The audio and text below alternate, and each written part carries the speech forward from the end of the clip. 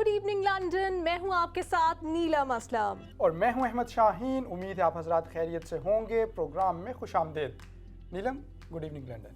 बहुत शुक्रिया आपका अहमद। और आज हमारे पास काफ़ी सारी जो है मैं कह सकती हूँ हुकूमत की तब्दीली और ख़तरे की घंटियाँ इस किस्म की न्यूज़ हैं। और सिर्फ पाकिस्तान में नहीं, अब तो बरतानिया के हवाले से सेम स्टेटस पे चल रहे हैं इंग्लैंड और पाकिस्तान इस वक्त के दोनों जानिब। हमें ये लग रहा है कि वज़ीर आज़म का जो मुस्तकबिल है वो ख़तरे में है। इसके ऊपर हम बात करेंगे, साथ ही साथ स्पोर्ट्स की बात करेंगे। पाकिस्तान में PSL तो चल रहा है, लेकिन ऑस्ट्रेलियन ओपन में क्या हुआ है, एक तारीख बनी है। राफेल नडाल ने 21st ग्रैंड स्लैम जीता है, उसके ऊपर भी बात होगी। और फिर आखिर में आपको पता है कि कुछ तरबियत की बात और कुछ हिकमत की बातें भी होती हैं। उसके दरमियान में कुछ आर्ट्स एंड एंटरटेनमेंट की बात भी करेंगे। यकीनन ये जो सेगमेंट है हमारे लोग इसको पसंद भी करते हैं, हमारे नाजरीन। और आज तो इसमें कुछ खास है, हटके है। एक फिल्म है, एक फिल्म अगर आप देखना चाहते हैं तो चाय बना के अपनी टीवी स्क्रीन्स के सामने बैठ जाएं। ये फिल्म हम आपको दिखाएंगे अपने सेगमेंट आर्ट्स एंड एंटरटेनमेंट में। लेकिन स्टार्ट कर लेते हैं टॉप स्टोरीज से। नाज़रीन, हाल ही में यहाँ पर एक रिपोर्ट पब्लिश हुई है इस्लामोफोबिया के हवाले से। इस्लामोफोबिया के हवाले से इसमें अब बहुत डिटेल में बात की गई है। और इस रिपोर्ट के मुताबिक मुसलमान दूसरा ऐसा ग्रोह हैं बरतानिया में जिनको सबसे कम पसंद किया जाता है। इसके अलावा भी बहुत से आदाद व शुमार शामिल हैं इस रिपोर्ट में, जिन पे बरतानवी मुसलमानों को ही नहीं बल्कि सोसाइटी को भी उनके कंसर्न्स भी होने चाहिए, उसके ऊपर तशवीश का इजहार भी किया जाना चाहिए। 18% से ज़्यादा बरतानवी शहरी ऐसे हैं जो इस बात की हिमायत करते हैं कि मुसलमानों को इस मुल्क में ना आने दिया जाए। और इस रिपोर्ट के मुताबिक मुसलमान ऐसा ग्रोह हैं जिनको सबसे ज़्यादा नस्ल परस्ती का सामना भी करना पड़ता है।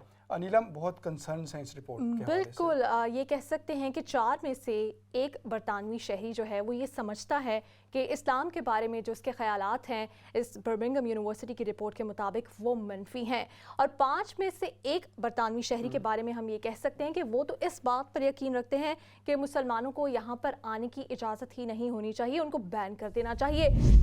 इस्लामोफोबिया के इस बढ़ते ट्रेंड के ऊपर बात कर लेते हैं। हमें ज्वाइन कर रहे हैं मजहबी स्कॉलर हैं अल्लामा गुलाम रब्बानी साहब। बहुत शुक्रिया अल्लामा साहब, आपने वक्त दिया। आपको क्या वजह लगती है ये जो बर्मिंघम यूनिवर्सिटी की रिपोर्ट आई है, इसमें कहा जा रहा है कि जो मिडिल क्लास है या जो पढ़े लिखे लोग हैं बरतानिया में वो ज़्यादा नफरत रखते हैं इस्लाम के लिए, और इस्लामोफोबिया अब बढ़ता जा रहा है जैसे जैसे अवेयरनेस आ रही है। आपको क्या लगता है, क्या वजह है इसकी?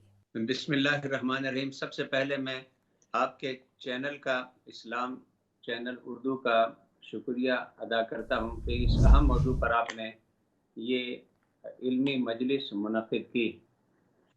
जहाँ तक इस्लामोफोबिया का ताल्लुक़ है, इस बात में कोई शक नहीं कि दिन ब दिन ये एक इफरीत की शक्ल इख्तियार करता जा रहा है और ये एक ऐसा कैंसर बनता जा रहा है जो दिन ब दिन हमारी सोसाइटी के तमाम फैब्रिक्स को अपनी जकड़ में लेकर मुआशरे के अंदर नफ़रतों को, कुदूरतों को और दूरियों को फ़रोग़ देने का सबब बन रहा है। बरतानवी मुआशरा एक हर हवाले से मोतदिल मुआशरा समझा जाता था और रंग, नस्ल, ज़बान और मज़हब से बालातर होकर लोगों की खिदमात का एतराफ़ करना इसका तुर्रा इम्तियाज़ था। लेकिन अब ये बदनसीबी है कि दिन ब दिन ये रुझान ख़त्म हो रहा है। और उसके साथ साथ ये भी एक हकीकत है कि दीगर मज़ाहिब के मुकाबले में इस्लाम और मुसलमानों के ख़िलाफ़ नफ़रत का उनसर और उनके ख़िलाफ़ तासुब का उनसर सबसे ज़्यादा पाया जाता है। यानी एक कम्युनिटी है जिसे आप जिप्सी कम्युनिटी कहते हैं, वो हमसे आगे हैं। पूरे बरतानिया में नंबर 2 कम्युनिटी जिसके बारे में इस तरह के जज्बात और मनफी जज्बात पाए जाते हैं वो मुसलमान हैं। जी अलामा साहब, इस हवाले से तफसीली तौर पे आपने हमारे नाज़रीन को आगाह किया। अच्छा अलामा साहब, जैसे आपने जिक्र भी किया कि रिपोर्ट के मुताबिक हर 4 में से एक बरतानवी शहरी जो है वो मुसलमानों के बारे में मनफी ख्यालात रखता है। क्या कुछ हद तक, क्योंकि मुसलमान भी कोई यहाँ पे बहुत छोटी तादाद में तो नहीं है, बड़ी तादाद में यहाँ पर रहते हैं, क्या इसमें कुछ मुसलमानों की कमज़ोरी नहीं है कि वो अपना बेहतर बल्कि जो असल इमेज है वो पेश करने में नाकाम रहे हैं सोसाइटी में?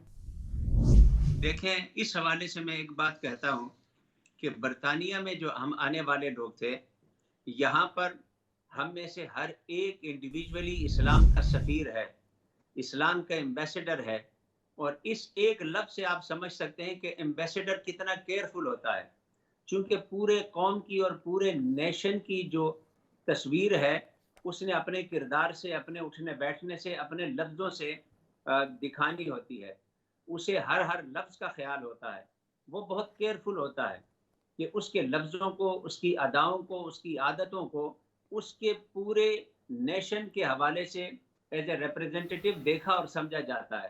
ہم جب یہاں اسلام کے سفیر ہیں تو ہمیں ایک آئیڈیل مسلمان بن کر رہنا ہے۔ ان میں سے کتنے لوگ ہیں جن کا قرآن مجید تک ایکسس ہے؟ کتنے ہیں جو عربی میں الحمد سے والناس تک قرآن کو پڑھ کر سمجھ سکتے ہیں؟ کتنے ہیں جو صحیح بخاری اور صحاح ستہ کو پڑھ سکتے ہیں؟ کتنے ہیں جو ہمارے فقہی مذاہب اور فقہی اصولوں کو پڑھ سکتے ہیں؟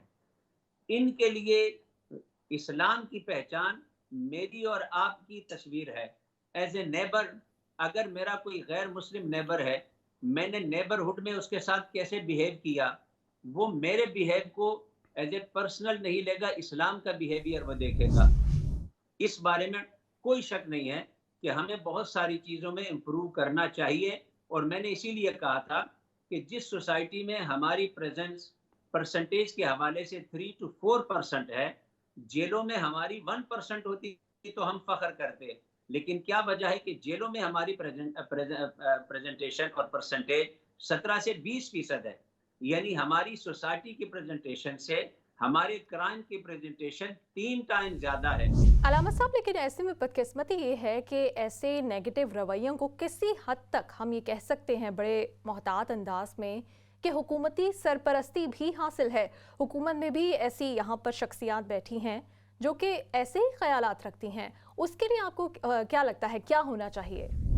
سب سے پہلے اس پروپیگنڈے کو اور اس منفی رجحان کو ہینڈل کرنے کے لیے ہمیں برطانیہ میں جیسے رسول اللہ نے ہمیں ایک لڑی میں پرویا، رنگ، نسل، زبان اور علاقوں سے بالاتر ہو کر ہمیں اس بڑے مسئلے کو ہینڈل کرنے کے لیے لسانیت کے، علاقائیت کے جتنے بتوں کو رسول اللہ نے اپنے قدموں تلے روندا، انہیں قدموں تلے روند کر ہمیں یونٹی کے ساتھ اور وحدت کے ساتھ اس مسئلے کو اجاگر کرنے کے لیے معاشرے کے سامنے آنا پڑے گا۔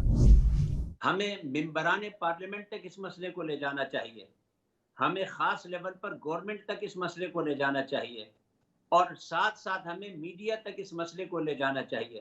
ہمیں بتانا چاہیے کہ 78% نیگیٹو پریزنٹیشن مسلمانوں کی آپ کے اخبار میں کیوں ہوتی ہے؟ کیا آپ کو اسلام میں مسلمانوں میں کوئی خوبی نظر نہیں آتی؟ ممبران پارلیمنٹ کو ہمیں ریئلائز کرنا چاہیے کہ ہمارے ووٹوں سے آپ منتخب ہوتے ہیں اور ہم آپ کے سپورٹر ہیں، ہم آپ کے علاقوں میں رہتے ہیں، تو آپ کو کیا مسلمانوں میں کوئی خیر خوبی نظر نہیں آتی؟ تو جب حکومتی سطح پر ہم اس آواز کو اٹھائیں گے، پارلیمنٹ کی سطح پر یہ آواز اٹھے گی، اگر اکیلے ہم مسلمان ہی شور کرتے رہیں تو شاید کوئی اس کو اتنا سنجیدگی سے نہ لے۔ جو معاشرے کے معتبر طبقات ہیں، پارلیمنٹ ہے، ممبران پارلیمنٹ ہے، حکومت ہے اور میڈیا ہے، جب تک یہ اپنا رول پلے نہیں کریں گے سوسائٹی میں، یہ ایکسیپٹنس بڑھ تو سکتی ہے، کم نہیں ہو سکتی، مگر یہ رول ہم کب پلے کرنے کے قابل ہوں گے؟ جب ہم اس مسئلے پر یونائٹ ہوں گے۔ علامہ غلام ربانی صاحب، بہت شکریہ، تھینک یو ویری مچ، آپ ہمارے ساتھ موجود تھے، آپ نے اپنے قیمتی وقت میں سے چند لمحات ہمارے لیے، ہمارے ناظرین کے لیے نکالے، اور بہت اہم ایشو کے اوپر، اسلاموفوبیا کے حوالے سے خاص طور پہ جو برطانیہ میں صورتحال ہے، ابھی حال ہی میں سروے رپورٹ سامنے آئی ہے، آپ نے اس حوالے سے گفتگو بھی کی، بہت شکریہ۔ نیلم، یقینی طور پہ ایک ایسا سنگین معاملہ ہے جس کے اوپر علامہ صاحب نے بھی کہا کہ صرف کمیونٹی کو ہی ایکٹیو ہونے کی ضرورت نہیں ہے، بلکہ اس ملک کی جو مختلف اکائیاں ہیں ان کو ضرورت ہے اس بات کی، اور ہر ایک کو سفیر بننا ہے تاکہ وہ ریپریزنٹ کر سکے کہ ریلیجن کیا ہے، اسلام کیا ہے۔ تبھی یہ جو غلط فہمیاں ہیں، خاص طور پر یہ جو پڑھے لکھے طبقے میں آ گئی ہیں، جن کو جو ایجوکیٹڈ تو ہیں لیکن مس ایجوکیٹڈ ہیں، ان کی غلط فہمیوں کو دور کیا جا سکتا ہے۔ خیر، اب بورس جانسن کی بات کر لیتے ہیں۔ برطانوی وزیر اعظم بورس جانسن کے امتحانات کم ہوتے ہوئے نظر نہیں آ رہے۔ جو پارٹیز منعقد کی گئیں کووڈ کی جو ریسٹرکشنز تھیں اس کے درمیان میں ان کی بازگشت تاحال جاری ہے۔ نیلم ہم نے کل دیکھا کہ جو رپورٹ کے کچھ حصے ہیں وہ بھی پبلش کر دیے گئے. بالکل ایسے ہی ہے، لیکن مجھے اس سے بھی زیادہ جو خطرے کی بات ان کے لیے لگ رہی ہے کہ پہلے تو انہوں نے مس گائیڈ کیا ہی پارلیمنٹ کو، لیکن ایک اور خبر شائع ہوئی اور سامنے آئی ہے، وہ یہ ہے کہ جو انہوں نے اجازت دی ایویکویشن کی، اگر ڈاگس اور کیٹس کی بات کی جائے افغانستان سے، تو یہ خبر اس کے اوپر جو طبقہ ہے، اسلامی طبقہ ہے یا جو مسلمان ہیں، اسپیشلی جو افغانستان کے لوگ ہیں، افغان ہیں، ان کے جذبات انتہائی مجروح ہوں گے جب یہ بلکہ باتیں. صرف نیلم افغانیوں کے یا جو افغانستان سے تعلق رکھتے ہیں یا دیگر نہیں، یہاں برطانیہ میں بھی بہت اس حوالے سے انسانی حقوق کے حوالے سے جو بات کی جا رہی ہے، ایک اچھا اقدام تھا یقینی طور پہ، جو پروٹیکشن تو سب کو لانی چاہیے، لیکن وہ لوگ جنہوں نے وہاں پہ برطانوی حکومت کے لیے کام کیا، جو برطانیہ کے وہاں پہ گولز تھے اس کو اچیو کرنے کے لیے کام کیا، ان کو اگنور کیا گیا افغانستان میں. احمد، لیکن ہم اپنے ویورز کو یہ بھی بتا دیں کہ یہ معاملہ ہے کہ 2 ای میل سامنے آئی ہیں فارن آفس کی، جو کہ یہ سجیسٹ کر رہی ہیں، اس کے اوپر یقیناً ابھی انویسٹیگیشن ہوگی، کیونکہ ابھی بھی جو آفیشلز ہیں وہ یہی کہہ رہے ہیں کہ نہیں، بورس جانسن کی جانب سے یہ اپروول نہیں دیا گیا تھا، لیکن ای میلز کا جو کانٹینٹ ہے وہ خاص طور پر یہ بتا رہا ہے کہ وزیر اعظم کی جانب سے اپروول شامل تھا. اور اب ایسے وقت میں لوگ یقیناً ان مناظر کو بھی احمد یاد کریں گے کہ جب جو انسان تھے وہ جہاز سے لٹک رہے تھے، دل خراش مناظر تھے، انسان اس کے اوپر گفتگو کرتے ہوئے بھی ہم انکمفرٹیبل فیل کرتے ہیں خود کو. اور ہم نے دیکھا بڑے پیمانے پہ جہازوں سے لٹک کے آنے کی کوشش ہوئی، جہاز کے پہیوں کے ساتھ لٹک کے، اور جو وہاں پہ دھکم پیل ہو رہی تھی، لوگ اس کوشش میں تھے کہ کسی طرح وہ ملک سے بھاگ سکیں. یقینی طور پہ یہ ایک ایسا معاملہ ہے کہ ان لوگوں کو چھوڑتے ہوئے، اور اس میں سے بھی پھر وہ والے لوگ بھی نیلم جنہوں نے جن کو برطانیہ اون کرتا ہے، انہوں نے وہاں پہ ان سے کام لیے اور ان کو بھی وہاں پہ چھوڑ دیا گیا، جبکہ جو کچھ پیٹس تھے ان کو یہاں پہ لانے کے لیے اور یہ ای میل یہ بتا رہی ہے کہ جیسے کہ بورس جانسن نے پہلے جو چیریٹی ہے نوزاد اس کو پرمیشن دی، اب ہمیں بھی اجازت دی جائے، ایک اور چیریٹی کی جانب سے یہ کہا گیا. تو یہ جو کانٹینٹ ہے یہ کافی، میں کہہ سکتی ہوں کہ ان کے لیے خطرناک ثابت ہو سکتا ہے. جب اس پہ انویسٹیگیشن ہوں گی تو ہی باتیں سامنے آئیں گی، لیکن ابھی تک تو ہم یہی ازیوم کر سکتے ہیں ان دونوں ای میلز کے تناظر میں کہ حکومت کی جانب سے، بالخصوص وزیر اعظم کی جانب سے یہ اجازت دی گئی تھی. نیلم، لیکن صرف یہی وزیر اعظم نہیں جو اس وقت مشکلات کا سامنا کر رہے ہیں، ایک اور وزیر اعظم بھی ہیں ناظرین جو اس وقت بظاہر مشکل صورتحال کا، بلکہ وہ تو غالباً جو گزشتہ 3 سال ہیں تبھی سے مشکلات کا سامنا کرتے میں یہی کہنے والی تھی کہ وہ وزیر اعظم تو پہلے دن سے ہی مشکلات کا، لیکن وہ کہتے ہیں میں تو مشکلات کا کھلاڑی، ویسے تو وہ کھلاڑی ہیں ہی، لیکن وہ کہتے ہیں میں مشکلات کا کھلاڑی ہوں، اور اگر میں حکومت میں بھی ہوں تو میں اپوزیشن سے بہتر اپوزیشن کر سکتا ہوں. اسی لیے تو وہ ابھی بھی اب مشکل میں ہیں یا نہیں ہیں یہ تو وہی جانتے ہیں، لیکن وہ بتا رہے ہیں، میسج دے رہے ہیں کہ اگر مجھے مزید مشکل میں لانے کی آپ نے کوشش کی تو میں سب کو مشکل میں لے آؤں گا. ہم عمران خان صاحب کی بات کر رہے ہیں، پاکستان میں بھی ایسی صورتحال ہے جیسی انگلینڈ میں ہے، کیونکہ اپوزیشن کی طرف سے تو بیانات آتے ہی تھے کہ یہ حکومت آج گئی کل گئی، لیکن اب تو خود خان صاحب کی باتوں سے ہمیں یہ اندازہ ہونے لگا ہے کہ شاید کچھ گڑبڑ ہے، دال میں کچھ کالا ہے، بلکہ ہو سکتا ہے ساری دال ہی کالی نہ نکلا ہے. بس بہرحال اسی حوالے سے ہم گفتگو کریں گے. ناظرین، اسد علی طور نے ہمیں جوائن کیا ہے، پاکستان سے سینئر صحافی ہیں، سوشل میڈیا کے اوپر بھی بہت مقبول ہیں، اور ان سے بات کریں گے اسی حوالے سے. اسد، سب سے پہلے تو بہت شکریہ، آپ ہمارے ساتھ موجود ہیں، آپ نے اپنے قیمتی وقت میں سے ہمیں وقت دیا، thank you very much. Asad, Pakistan میں جو باتیں ہو رہی ہیں اس حوالے سے، اور لگ رہا ہے کہ عمران خان صاحب وہ جانے کی تیاری کر رہے ہیں، کیا واقعی ایسا ہے کہ جو ان کی اننگز ہے وہ اپنے اختتامی اوورز میں داخل ہو چکی ہے؟ کیونکہ اگر ہم روایتی طور پر دیکھیں تو پاکستان میں بہت مشکل سے جو وزیر اعظم ہے کوئی بھی اپنی مدت پوری کر پاتا ہے. دیکھیں، جو آپ جس تاثر کا اشارہ دے رہے ہیں، جو پچھلے کچھ دنوں سے، بلکہ شاید اب دوسرا ماہ ہے، یہ مسلسل ڈیبیٹ میں ہے پاکستانی میڈیا میں تو زیادہ نہیں، لیکن سینہ بہ سینہ جو صحافی ہیں، جو محفلیں ہیں، ان میں یہ بہت ڈسکس ہو رہا ہے. جو پولیٹیشینز ہیں اپوزیشن جماعتوں کے، وہ بہت زیادہ تاثر دے رہے ہیں، لیکن اس تاثر کو اصل تقویت خود وزیر اعظم عمران خان بھی دے رہے ہیں. جب وہ کہتے ہیں کہ میں باہر نکلوں گا تو زیادہ خطرناک ہو جاؤں گا، تو وہ کس کو کہہ رہے ہیں؟ اگر ان کو کوئی خطرہ نہیں ہے تو وہ ظاہری بات ہے انہوں نے اپنا ٹینیور پورا کر کے پھر انہیں نکلنا چاہیے باہر. تو کیا اتنی جلدی پڑ گئی ضرورت؟ پھر یہ ہے کہ کچھ جو ایک ان کے بارے میں تاثر ہے کہ ان کو شاید لایا گیا تھا اسٹیبلشمنٹ کی طرف سے تو اب وہ جو ایسے صحافی جو ہم جانتے ہیں ان لوگوں کی ایک دم سے جو زبان بدلی ہے، جو ان کے بدلے سے جو مزاج سرکار کے نظر آ رہے ہیں، اس سے بھی پھر لگتا ہے کہ شاید عمران خان صاحب کے اور کچھ طاقتور حلقوں کے درمیان کوئی ایسی خلیج موجود ہے جو شاید ان کے اقتدار کے پری میچور خاتمے پہ منتج ہوگی. اور اگر آپ دیکھیں تو ماضی میں جب بھی کسی بھی آرمی چیف کا ٹینیور کا فائنل ایئر آتا ہے تو کافی زیادہ ہیپننگ ہوتی ہے، اور اس میں عموماً یہ خطرہ ہوتا ہے کہ جو پولیٹیکل گورنمنٹ ہے وہ کہیں اس کی جسے کہتے ہیں وہ کیجویلٹی نہ بن جائے. اس وقت بھی کچھ ایسے ہی حالات ہیں، تو انہی سے ملا جلا کے سب لوگ دیکھ رہے ہیں کہ کیا عمران خان صاحب جو پاکستان کے ویسے تو وزیر اعظم ہیں، لیکن ہم دیکھ رہے ہیں کہ پچھلے 3-4 سال میں جو ان کی پرفارمنس تھی بطور اپوزیشن لیڈر، تو وہ ایک بہت اچھی اپوزیشن کرتے تھے، آپ کہہ سکتے ہیں ایک اچھے اسپائلر تھے، لیکن حکومت میں بھی آ کے انہوں نے اپنی وہی اسٹرینگتھ برقرار رکھی ہے. تو یہ جو اب سینسٹیو پیریڈ آ رہا ہے نئے آرمی چیف کی تعیناتی والا، اس سینسٹیو پیریڈ سے نمٹنے کے لیے آپ کو پولیٹیکلی کافی زیادہ میچور ہونا چاہیے، جس کی کم از کم عمران خان صاحب میں شدید کمی ہے. اچھا، تو اب دیکھتے ہیں کہ وہ کیا اس کو کس طرح سے وہ اس کو کنکلوڈ کر پاتے ہیں. تو ابھی دیکھنے والا ہے، یہ شاید مارچ تک صورتحال زیادہ کلیئر ہوگی. اسد، اچھا یہ بھی بتائیں کہ اپوزیشن کی بات بھی آپ کر رہے تھے، آپ کو نہیں لگتا کہ پاکستان کی تاریخ کی کمزور ترین اپوزیشن کا سامنا کرنا پڑا ہے عمران خان صاحب کو؟ اگر ان کی حقیقی اپوزیشن دیکھی جائے تو وہ تو صرف آپ صحافی یا میڈیا ہی لگتی ہے، لیکن وہ جو بڑی بڑی جماعتیں تھیں پاکستان کی جو کہ بار بار اقتدار میں بھی آئیں، وہ اپوزیشن بھی ٹھیک سے کرتی دکھائی نہیں دے رہی. آپ بالکل نیلم ٹھیک کہہ رہی ہیں، یہ صرف کمزور تو آپ نے بڑا سافٹ ورڈ یوز کیا. میرے خیال میں عمران خان کو پاکستان کی تاریخ کی نالائق ترین اپوزیشن ملی ہے. ہمارے استاد ہیں نصرت جاوید صاحب، وہ 80 سے پاکستان کی اسمبلیاں کور کر رہے ہیں. وہ کہتے ہیں 85 کے بعد میں نے اتنی بے بس اپوزیشن پہلی دفعہ دیکھی ہے اسمبلی کے اندر کہ جو کچھ نہ کر سکتی ہو. اور وہ نصرت جاوید صاحب بھی لکھتے ہیں کہ وہ بلے شاہ نے کہا تھا کہ تخت نہیں ملدے منگے، آپ کو تخت ہمیشہ لڑکے ہی جیتنا پڑتا ہے. یہ پنجاب کی تاریخ ہے، اور یہاں پر جو اپوزیشن ہے وہ تو لڑ سکتی نہیں ہے. تو اپوزیشن سے عمران خان صاحب کو کوئی چیلنج نہیں ہے. یہ عمران خان صاحب میں خود کیپیسٹی ہے کہ وہ اپنے بوجھ تلے خود دب جائیں گے، ادروائز ان کو اپوزیشن سے کوئی کیپیسٹی نہیں ہے.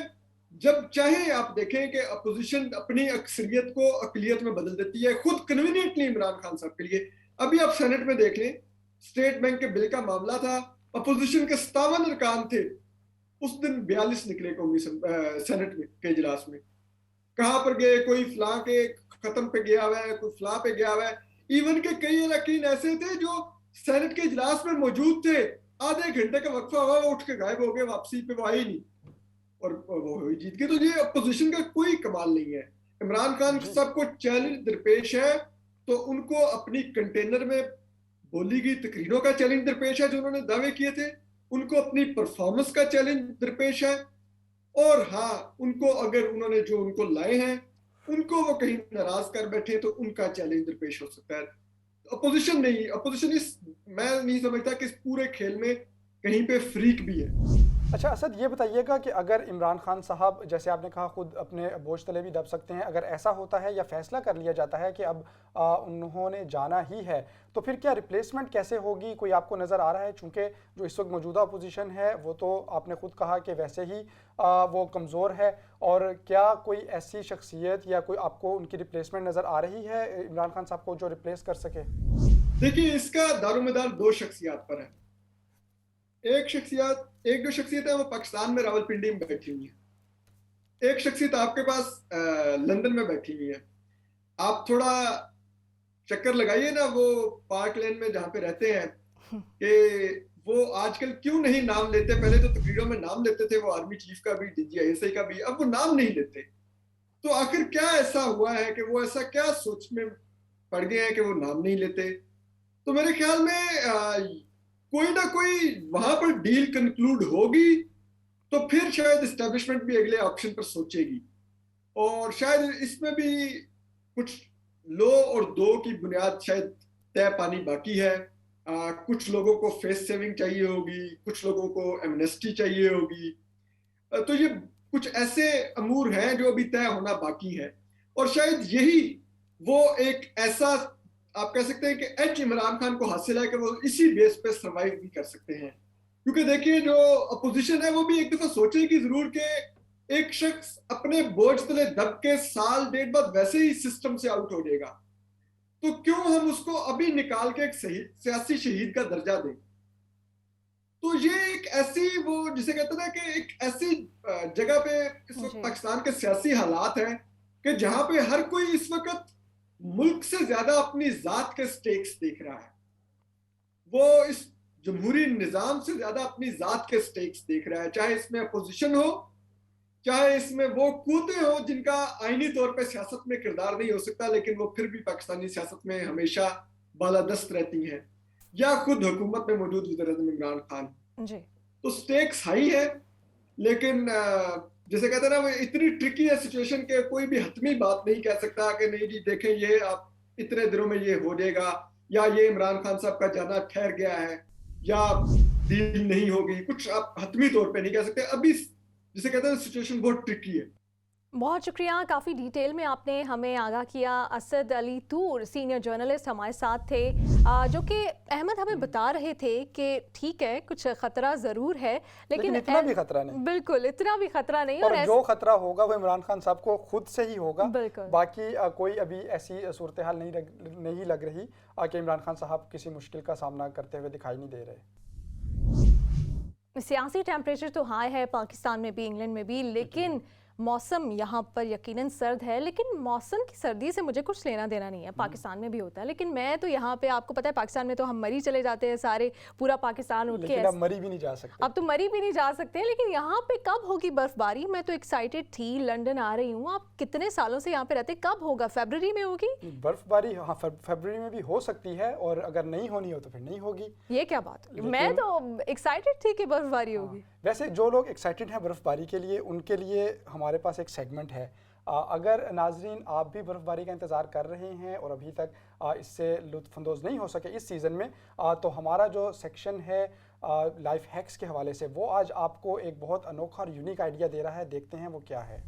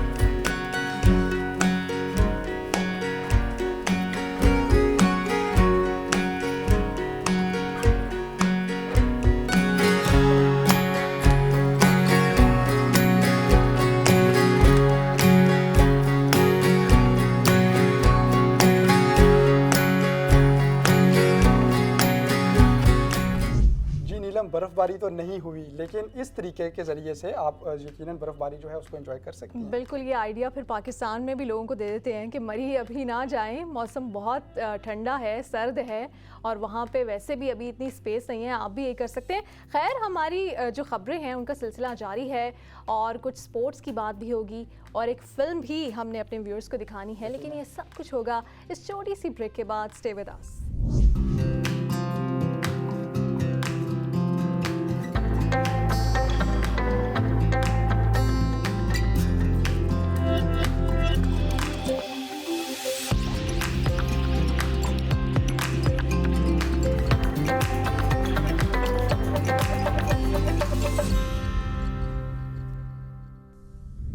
Welcome back. और ब्रेक पर जाने से पहले हमने आपसे कहा था कि आज आपको एक छोटी सी फिल्म दिखाएंगे, क्योंकि अहमद ये जो शॉर्ट फिल्म्स हैं या डॉक्यूमेंट्रीज हैं वो इतना स्ट्रॉन्ग मीडियम बन चुकी हैं कि बड़े बड़े मैसेजेस या छोटे छोटे मैसेजेस भी, कंस्ट्रक्टिव मैसेजेस, वो इस मीडियम के थ्रू दिए जा रहे हैं, बहुत कम वक्त में दिए जा रहे हैं। सबसे बड़ी, क्योंकि आज के इस अगर आप देखें जो لائف سٹائل ہم نے اڈاپٹ کیا ہوا ہے اس میں اتنا وقت نہیں ہے کسی کے پاس بھی کہ بہت طویل عرصے کے لیے بیٹھ کے زیادہ وقت نکال کے بیٹھ کے کوئی چیز دیکھ سکے. تو ایسے لوگ جو مصروف ہیں ان کے لیے اس طرح کی شارٹ ڈاکومنٹریز یا شارٹ موویز جو ہیں وہ بہت کارآمد ہیں اور تھوڑے سے وقت میں ان کا امپیکٹ بہت بڑا ہوتا ہے. آپ یہ فلم دیکھیے, اس کے بعد اس کے اوپر بات کرتے ہیں.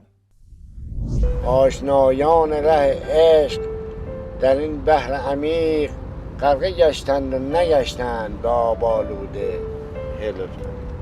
همه شب در این امیدم که نسیم صبحگاهی به پیام آشنایان بنوازد آشنا را. الف بده حاجی. اگر آن ترک شیرازی به دست دارد دل ما را. حواست کجاست عزیزم؟ چراغ قرمزه. اگر آن ترک شیرازی به دست دارد دل ما را.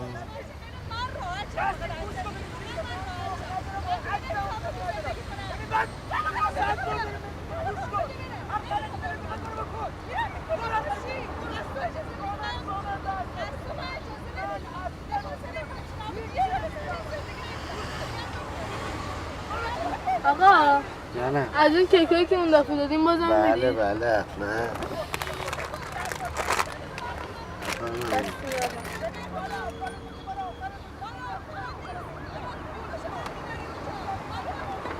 بابا جان بیا آقا بسن بیا.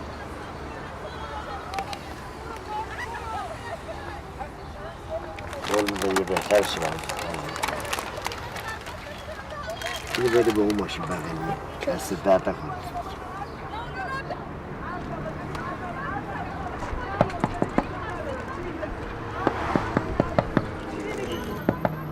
چی میگی پسر جون چی میگی؟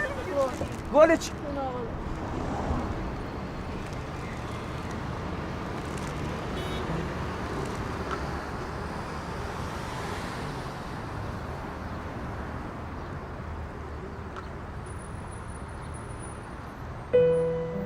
بده ساقی می باقی که در جنت نخواهی یا کنار آب رکناباد و گلگشت مصلا را. تو انتہائی خوبصورت یہ فلم تھی اور شارٹ فلم تھی اور اتنا بڑا میسج تھا کہ آپ ایسے لگ رہا تھا کہ آپ یہ دیکھتے جائیں. بڑی خوبصورت ایکٹنگ بھی انہوں نے کی ہے, ایکٹرز کو بھی کمال حاصل تھا جو بھی وہ میسج دے رہے تھے. آپ کو احمد یہ فلم دیکھ کر, کیونکہ ہر کوئی ہر میسج کو ڈفرینٹ انداز میں ڈی کوڈ کرتا ہے, اخذ کرتا ہے. یقیناً نیلم, سب سے پہلے تو شکریہ, آپ نے یہ جو فلم ہے شارٹ فلم ہے اس کو آپ نے ریکمینڈ کیا. اور یقیناً ناظرین جیسے آپ نے بھی دیکھا ہوگا اس میں جو پاورفل میسج دیا گیا, خاص طور پہ یہ جو میں نے اخذ کیا یقینی طور پہ مختلف میسیجز جس طرح سے آپ نے بیان کیا لوگ اس کو اخذ کر سکتے ہیں کہ اگر آپ کے ارد گرد کوئی بھی غلط کام ہو رہا ہو تو اس کو روکنے کے لیے آپ کو کس طرح سے اپنا کردار ادا کرنا ہے, آپ کو لوگوں میں خوشیاں بانٹنے کے لیے, خوشیاں ان کو فراہم کرنے کے لیے کس طرح سے آؤٹ آف دی باکس سوچنا ہے. کیونکہ عموماً ہم دیکھتے ہیں کہ اگر کوئی دو بندے لڑ رہے ہیں تو غالباً شاید صرف یہی ایک طریقہ ہے کہ فزیکلی جا کے ان کا ہاتھ روک دیا جائے یا ان کو منع کیا جائے. لیکن ہم نے مووی میں دیکھا, اس شارٹ فلم میں دیکھا کہ کتنے اچھے طریقے سے اس نے جو ایک کردار تھے انہوں نے اس سچویشن کو ہینڈل کیا. اور ڈائیورس ریشو آپ کو پتہ ہے کہ پاکستان میں بھی اور ویسٹ میں بھی اب بڑھتے جا رہا ہے, اور اس مووی سے ہم یہ میسج بھی اخذ کر سکتے ہیں کہ جو ہمارے بڑے بزرگ ہیں وہ کس طرح سے جو نئے لوگ ہیں, نئے کپلس ہیں, ان کی رہنمائی کر سکتے ہیں کہ زندگی میں اتار چڑھاؤ آئیں گے, اپس اینڈ ڈاؤنس آئیں گے, جھگڑے بھی ہوں گے, اختلافات بھی ہوں گے, لیکن اس حالت میں آپ نے کیسے ریاکٹ کرنا ہے, ایک دوسرے کو انڈرسٹینڈ کرنا ہے, ایک دوسرے کی بات کو سمجھنا ہے, لیکن ایسے جھگڑا نہیں کرنا. کتنے خوبصورت انداز میں. خاص طور پہ جب بچے آپ کے ارد گرد موجود ہوں, ٹھیک ہے آرگومنٹ ہو جاتا ہے اور کسی وجہ سے کوئی نوبت اس بات تک بھی آ جاتی ہے کہ تھوڑی سی جو آواز میں تلخی ہو جائے ایک دوسرے کو سمجھاتے وقت, لیکن اگر بچے آپ کی سراؤنڈنگز میں ہیں تو وہ اس سے کیسا اثر لے رہے ہوتے ہیں, تو خیال رکھنا چاہیے اس بات کا. اور سڑک پر آپ اگر ایسے جھگڑا کریں گے جبکہ آپ گاڑی میں بیٹھے ہیں, سگنل پہ رکے ہیں, تو اس حالت میں جب آپ ڈرائیو کریں گے تو پھر آپ اپنے لیے بھی نقصان کا باعث بن سکتے ہیں اور کوئی اور برا ایکسیڈنٹ ہو سکتا ہے جس سے کسی اور کی جان بھی جا سکتی ہے. تو ان باتوں کا بھی خیال رکھنا ہے کہ اگر آپ کے کوئی اختلافات ہیں بھی تو آپ گھر جا کر بند کمرے میں بھی اس کو ریزالو کر سکتے ہیں اور کسی اچھے طریقے سے احسن انداز سے اس پہ قابو پایا جا سکتا ہے. بہرحال ناظرین، یہ ہمارا جو آرٹس اینڈ انٹرٹینمنٹ کا سیگمنٹ تھا، اس میں آج آپ نے ایک شارٹ فلم دیکھی، امید ہے یہ بھی آپ کو پسند آئی ہوگی. اب وقت ہوا چاہتا ہے سپورٹس کا. سپورٹس کے لیے یہ لاسٹ ویک کافی زیادہ ایکسائٹنگ رہا، انٹرٹیننگ رہا. ایک تو پی ایس ایل کا آغاز ہو گیا، اس کے بعد جو آسٹریلین اوپن تھا اس کا فائنل ہوا، اس میں تاریخ رقم ہوئی. رافیل نڈال نے 21 گرینڈ سلام جیتا. بہت بڑی خبر. ویسے تو آسٹریلین اوپن جو ہے وہ آلریڈی اپنے آغاز سے قبل ہی خبروں میں موجود تھا، اور صرف سپورٹس کے حوالے سے نہیں، جو دیگر نیوز اس کے ساتھ جڑ گئی تھی، خاص طور پہ جب جوکووچ کے ساتھ تمام معاملہ پیش آیا. اب ہم نے جو اپنی گزشتہ ایپیسوڈ تھی اس میں اس حوالے سے ذکر بھی کیا، لیکن بہرحال لوگوں کی نظریں تھیں کیونکہ کسی نہ کسی نے تو اس بار امید کی جا رہی تھی کہ 21واں جو گرینڈ سلیم ہے وہ جیتے گے. بالکل، اور وہ نوواک بھی ہو سکتے تھے لیکن وہ خوش قسمت رافیل نڈال رہے. ایک تو ہم اس کے اوپر ہم بات بھی کریں گے، اسپورٹس جرنلسٹ لاہور سے ہمیں جوائن بھی کریں گے، لیکن پی ایس ایل کے ابھی تک مجھے یہ بتائیں احمد، آپ نے کون سا میچ دیکھا؟ اچھا، پی ایس ایل کا میں صرف ایک ہی میچ پورا دیکھ سکا ہوں. امید تھی مجھے، ویسے نہیں، میں اکثر فالو کرنے کی کوشش تو کرتا ہوں. 2 میچز دیکھنے تھے، اس میں سے پہلا میں نہیں دیکھ پایا اور اچھا ہوا نہیں دیکھ پایا. وہ کون سا؟ اچھا، لاہور قلندرز کا پہلا میچ. بالکل. اور دوسرا میچ اس کو میں دیکھ پایا، اس کو میں نے دیکھا، انجوائے بھی کیا، اور وہ دیکھنے کی برکت سے لاہور قلندرز جیت بھی گئے. تو پھر لاہور کے جو فینس ہیں وہ تو یہی بولیں گے کہ آپ ہر میچ دیکھیں. ہر میچ میں دیکھوں. لیکن being a Karachi Kings fan میں یہ کہوں گی کہ بابر اعظم ابھی ہمارے جو کیپٹن ہیں ان کو اپنی پرفارمنس پہ بھی دھیان دینا ہوتا ہے. پھر ٹیم بلکہ کیا اپنی پرفارمنس سے زیادہ ٹاس جیتنے پہ نہیں ان کو فوکس رکھنا چاہیے. یہ بھی صحیح ہے، یہ بھی صحیح ہے. ان کے ساتھ تھوڑی سی بیڈ لک ہو رہی ہے، مجھے لگتا ہے یہی پرابلم ہے. ادروائز اتنے زیادہ کراچی کے جو فینس تھے، 25% کراؤڈ وہاں پر موجود تھا، اور سب لوگ یہ چاہ رہے تھے کہ کراچی وہاں پہ جیتے، لاہور کو ہرائے، کیونکہ وہ ہمیشہ سے ایک بڑی پیاری سی رائیولری رہتی ہے نا، بریانی اور پلاؤ کی. کراچی کی ٹیم بذات خود مجھے زیادہ پسند ہے اس وقت. ٹھیک ہے، لاہور قلندر کا فین تو میں تاحیات ہوں، رہوں گا، لیکن کراچی کی ٹیم اس وقت اسٹرانگ ہے اور ان کو وہ پرفارم کرنا چاہیے، جس کے ان کے فینس، بلکہ صرف ان کے فینس نہیں، ہم بھی دیکھنا چاہتے ہیں کہ وہاں پہ چوکے چھکوں کی جو ہے پوری طرح سے برسات ہو. لیکن ابھی تک اس طرح سے کراچی پرفارم نہیں کر پایا. شرجیل خان نے کوشش تو کی تھی کہ وہ تھوڑی سی برسات کر سکیں، لیکن جو فخر زمان ہیں وہ زیادہ حاوی ہو گئے، انہوں نے ذرا زیادہ بھرمار کر دیا. آپ کے یہ دونوں ورڈز مجھے بڑے اچھے لگے، برسات اور بھرمار. خیر، ہمیں لاہور سے جوائن کر رہے ہیں اسپورٹس جرنلسٹ طلال ڈار، ان کی جانب چلتے ہیں. طلال، بہت شکریہ آپ کے وقت کا. اس سے پہلے کہ پی ایس ایل کی بات ہو، سب سے پہلے یہ بتائیں، آپ کے پاس اسٹیٹسز دیکھ رہی تھی، آپ نے کہا کہ میری آنکھوں میں آنسو تھے رافیل نڈال نے جب 21 گرینڈ سلام جیتا. اتنے بڑے فین ہیں آپ رافیل نڈال کے، اور کچھ بتائیے گا کتنا ایکسائٹنگ رہا آسٹریلین اوپن اس بار؟ جی، رافیل نڈال کے جیتنے سے صرف ٹینس کے جرنلسٹ نہیں، صرف ٹینس کے فینس نہیں، تمام ٹینس پلیئرز ہی بہت زیادہ ایموشنل ہوئے ہوئے تھے، کیونکہ 5-6 مہینے پہلے رافیل نڈال بیساکھیوں پہ کرچز کے اوپر چل رہے تھے، اور ان کا سرجری ہوئی تھی ان کی، اور ومبلڈن بھی نہیں وہ کھیل سکے، یو ایس اوپن بھی نہیں کھیل سکے، اور ابو ظبی میں ایک ٹورنامنٹ ہوتا ہے ایگزیبیشن، وہ وہاں پہ جب جا کے کھیلے دسمبر میں، تو 2 میچز وہ وہاں پہ ہار گئے، اور اس کے فوراً بعد ان کو کرونا وائرس ہو گیا تھا، اور ان کا لگ رہا تھا کہ وہ آسٹریلین اوپن میں پارٹیسپیٹ بھی نہیں کر سکیں گے. جیتنا تو بہت ہی دور کی بات ہے. اور وہاں سے انہوں نے جو ہے نا کہا کہ اپنی فیملی اور کوچنگ سٹاف سے بات کی کہ شاید میں آسٹریلیا کھیلنے نہ جاؤں، کیونکہ اتنا کوئی فائدہ نہیں ہوگا وہاں پہ جانے کا، چانسز کوئی جیتنے کے ہیں نہیں. لیکن وہ وہاں پہ گئے، اور جس سٹائل میں وہ جیتے ہیں، اگر آپ نے وہ فائنل دیکھا ہو، ڈینیل میڈویڈیو، انہوں نے نوواک جوکووچ کو بھی اسٹریٹ سیٹس میں ہرایا تھا یو ایس اوپن فائنل میں، اور یہاں بھی وہ پہلے 2 سیٹس نڈال سے جیت گئے تھے. اور 1968 کے بعد اوپن ایرا میں کبھی ایسا نہیں ہوا تھا کہ کسی پلیئر نے 2 سیٹس ہارنے کے بعد آسٹریلین اوپن کا فائنل جیتا ہو. لیکن رافیل نڈال نے یہ ناممکن کام کیا، اور اس کے بعد ہر کوئی بہت زیادہ ایموشنل تھا. اچھا طلال، ہم نے دیکھا کہ بیٹ لک ہوئی نوواک کے ساتھ، وہ نہیں پہنچ پائے وہاں پہ، بلکہ پہنچے لیکن کھیل نہ پائے اور پھر ان کو واپس جانا پڑا. لیکن اگر وہ میدان میں موجود ہوتے، اور غالباً قوی امید یہی کی جا رہی تھی کہ فائنل میں تو کم از کم وہ ضرور پہنچیں گے، تو کیا پھر زیادہ مشکل مقابلہ ہوتا، اور خاص طور پہ جو نڈال ہیں ان کے لیے مشکل ہوتا یہ اپنا 21واں گرینڈ سلیم جیتنا؟ دیکھیں نوویک جوکووچ جو ہے وہ آسٹریلین اوپن کے اگر ہسٹری دیکھی جائے تو اس کے گریٹسٹ ایور پلیئر ہیں. 9 بار وہ آسٹریلین اوپن ٹائٹل جیتے ہوئے ہیں اور وہ ڈبل فگرز میں داخل ہو جاتے. اپنا 10واں آسٹریلین اوپن جیتتے اگر وہ آسٹریلین اوپن کھیلتے اور جیت جاتے. اور رافیل نڈال کو انہوں نے 2019 کے فائنل میں بھی آسٹریلین اوپن میں ہرایا, 2012 کے فائنل میں بھی انہیں ہرایا تھا رافیل نڈال کو, اور کبھی بھی وہ رافیل نڈال سے آسٹریلین اوپن میں نہیں ہارے ہوئے تھے. تو اس سے تو اگر ہم ہسٹری دیکھیں تو اس سے تو لگتا ہے کہ اگر جوکووچ کھیلتے تو نڈال کا ان سے جیتنا ناممکن چیزوں میں سے ہوتا. لیکن جیسے کہ میں نے آپ کو کہا ہے کہ رافیل نڈال نے بہت سی ناممکن چیزیں تھیں جن کو ممکن کر کے دکھایا اس آسٹریلین اوپن میں, تو آپ کہہ نہیں سکتے کہ وہ ان کو ہراتے ہیں یا نہ ہراتے. لیکن بات یہ کہ نوویک جوکووچ کی اپنی غلطی ہے جس کی وجہ سے وہ باہر ہوئے. پچھلے سال سے بہت سے ٹینس ٹورنامنٹس ان کو کہہ رہے تھے کہ آپ ویکسین لگوا لیجئے. تمام پلیئرز کے لیے یہ ضروری تھا کہ وہ ویکسین لگواتے, اور اس میں کوئی برائی نہیں ہے. لیکن نوویک جوکووچ بس اپنی ضد پہ اڑے ہوئے تھے کہ جی میں نے ویکسین نہیں لگوانی, کسی حال میں نہیں لگوانی. ان کو وارننگز دی گئیں, ان کو کئی مہینے پہلے کہا گیا کہ آپ نے اگر آسٹریلین اوپن میں اپنا ٹائٹل ڈیفینڈ کرنا ہے تو آپ کو ویکسین لگوانی پڑے گی.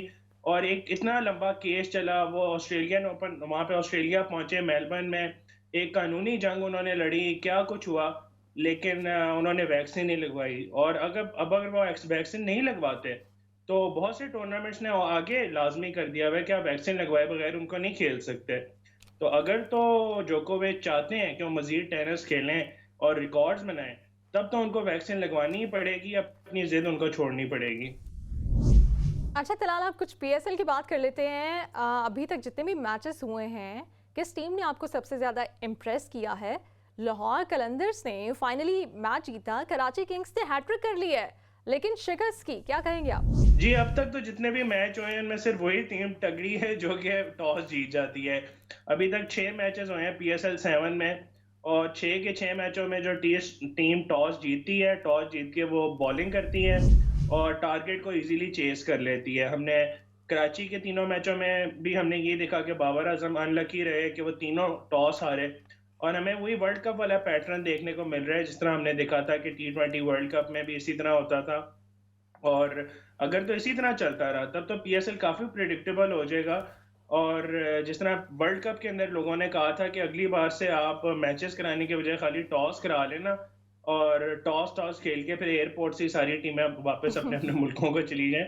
تو یہاں پہ بھی ایسے ہی لگ رہا ہے کہ بالکل اسی طرح ہو رہا ہے. ابھی یہ جو 7واں میچ چل رہا ہے اس میں بھی ابھی جو ہے ملتان کی ٹیم جو ہے وہ ابھی انہوں نے بیٹنگ کر لی ہے, اور کوئٹہ ایسے ہی لگ رہا ہے کہ وہ ٹارگٹ چیز کر لے گی. تو اگر آج بھی ایسا ہوتا ہے تو لگاتار 7ویں میچ میں ایسا ہوگا کہ ٹاس جیتنے والی ٹیم پہلے فیلڈنگ کر کے میچ جیت جائے گی. بہت شکریہ طلال ڈار, آپ نے وقت دیا. اور ابھی تو آغاز ہے, اب دیکھتے ہیں کہ انجام کیا ہوتا ہے. اور لاہور قلندرز ہمیشہ آغاز تو اچھا کرتی ہے لیکن انجام تک پہنچتے پہنچتے سچویشن بیڈ لکس بھی ہو جاتی ہیں لاہور قلندرز. بالکل, ویسے خود بھی وہ کوشش کرتے ہیں پوری, بیڈ لک نہ بھی ہو تو وہ جیتے ہوئے مقابلے کو اگر آپ نے ہارنا سیکھنا ہے تو وہ آپ لاہور قلندرز کی ٹیم سے ہی جیت سکتے ہیں. لیکن اگر ہارنے کے بعد بھی آپ نے کسی کو سر اٹھا کے چلتے ہوئے دیکھنا ہے تو وہ بھی لاہور قلندر کو, کیونکہ یقینی طور پہ یہ تو ایک کریکٹر اس کا کریڈٹ جو ہے نا وہ آپ جیسے فینس کو جاتا ہے, نہیں, اور ساتھ وہ رانا صاحب کو بھی جاتا ہے, وہ خود سے بھی اس حوالے سے بہت ان کا ایک کریکٹر ہے, ان کا کردار ہے, اور وہ انجوائے کرتے ہیں ہار کو بھی انجوائے, اور ہار کو انجوائے کرنا تو یقینی طور پہ مشکل کام ہے لیکن زبردست کام ہے. بالکل.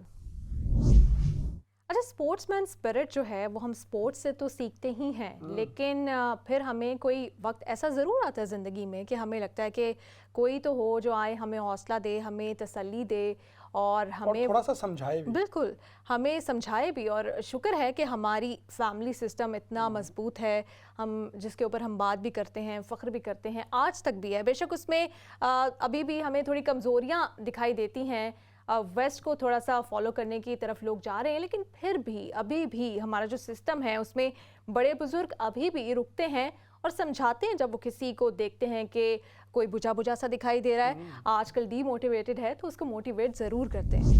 بلکہ آج اسی حوالے سے ہم بھی اپنے ناظرین کے لیے ایک ایسی ویڈیو لے کے آئے ہیں حکمت کی باتوں میں, جس سے وہ جان سکیں کہ کس طرح سے جو موٹیویشن ہے وہ ضروری بھی ہے, اور کس طرح سے سب سے بڑی موٹیویشن کیا ہے. ناظرین آج کی اپنی اس شارٹ کلپ میں دیکھتے ہیں کہ کوئی بھی اچھا کام کرتے وقت اگر آپ کو کوئی دقت ہو رہی ہے تو آپ اپنے آپ کو صرف یہ بات یاد کرائیے کہ ہم اس دنیا میں بہت محدود وقت کے لیے آئے ہیں اور ہم سب کو یہاں سے چلے جانا ہے.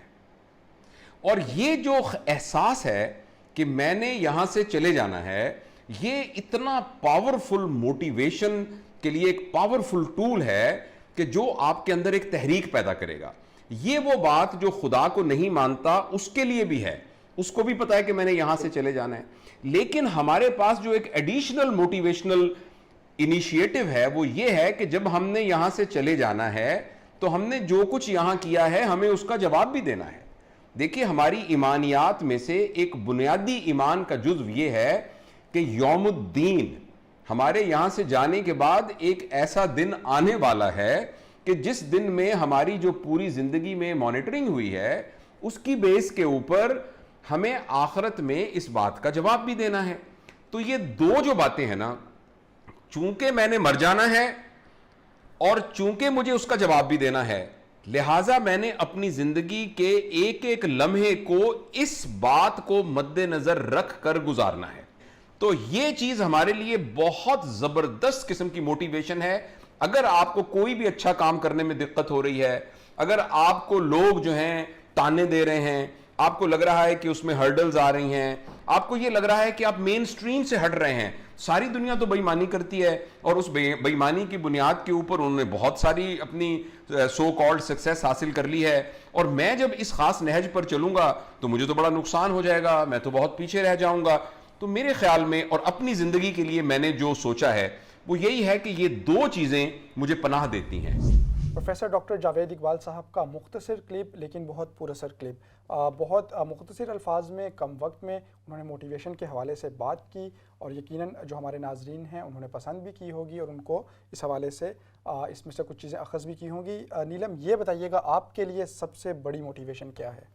میرے خیال سے جیسے کہ پروفیسر صاحب نے کہا کہ اگر ہمیں اس بات پہ یقین ہے کہ ہم مختصر عرصے کے لیے جس بھی جگہ پہ ہیں, خاص طور پر اگر دنیا کی بات کی جائے, تو انہوں نے بڑی خوبصورت انداز میں کہا کہ جو خدا پہ نہیں بھی یقین رکھتے وہ بھی اس بات پہ یقین رکھتے ہیں کہ ان کا جو یہاں پہ سٹے ہے وہ مختصر ہی ہے اور ان کو یہاں سے جانا ہے. جب آپ یہ سوچ رکھتے ہیں پھر آپ کے اندر لالچ نہیں ہوتا, پھر آپ چیزوں کو اکٹھا نہیں کرتے. میری موٹیویشن بھی یہی ہے کہ آپ نے یہاں سے چلے جانا ہے, یہ سب چیزیں یہیں پر رہ جانی ہے. تو کچھ چھوڑ کے جائیں گے وہ اچھی یادیں ہوں گی, کچھ لے کے جائیں گے تو وہ آپ کے اچھے اعمال ہوں گے. تو یہ موٹیویشن. نیلم, اور اب وقت ہمارا بھی جانے کا ہو رہا ہے. ابھی آج کی جو ایپیسوڈ ہے اس کے اختتام کا وقت ہو رہا ہے. ناظرین, ہم بھی چلے جائیں گے لیکن اس امید کے ساتھ, اس یقین کے ساتھ کہ انشاءاللہ اگلے ہفتے دوبارہ آپ کے ساتھ یہاں پہ آپ کے سامنے موجود ہوں گے اس پروگرام میں کچھ نئی چیزوں کے ساتھ. اور تب تک کے لیے نیلم اسلم کو, رحمت شاہین کو اجازت دیجیے. اللہ نگہبان.